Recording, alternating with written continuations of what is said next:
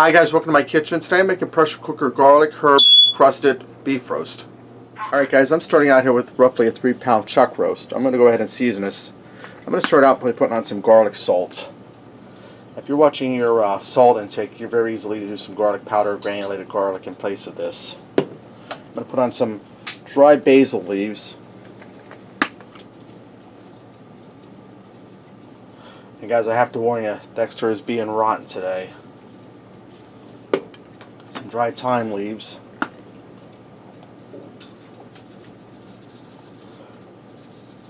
And some black pepper. I'm going to go ahead and turn this over and season the other side up.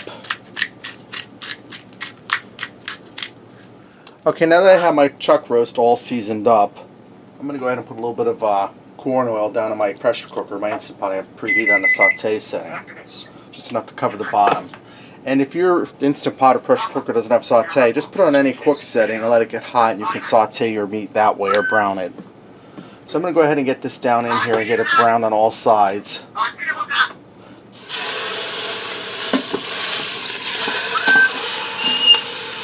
Alright guys, now that I have my chuck roast all browned up and pulled out, I'm going to put my trivet in here that came with my pressure cooker. Just drop it down in there. And I'm going to put my chuck roast back in. And I'm putting the fat side up. That way there, as it cooks, that fat will help melt down over top of the roast. And I have a 14.5 ounce can of beef broth. We're going to add that in.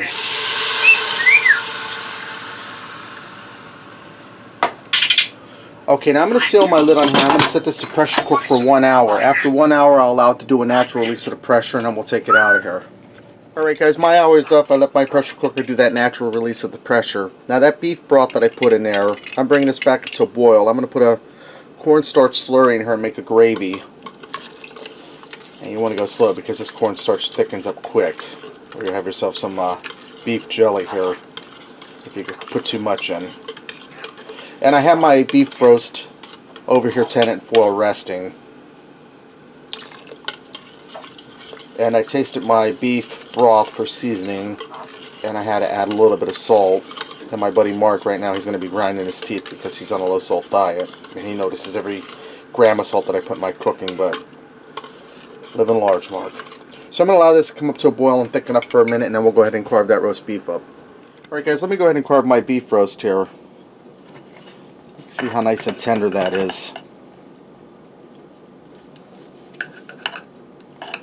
Now the secret to success with having tender meat in a pressure cooker is allow it to do that natural release and then the resting time. Because if you do a quick release of the pressure, let the pressure out all at once, your meat's going to seize up like a muscle tightening up, and it's going to be tough, guys. Alright, let's go ahead and fix up a plate and see what we got. I also went ahead and made some mashed potatoes to go with that gravy and some corn.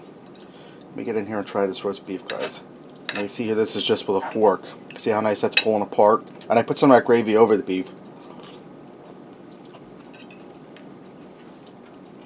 It's really good, really tender. You can taste that good beef flavor coming from it. You can taste those herbs coming through the spices. And try a little bit of this gravy here.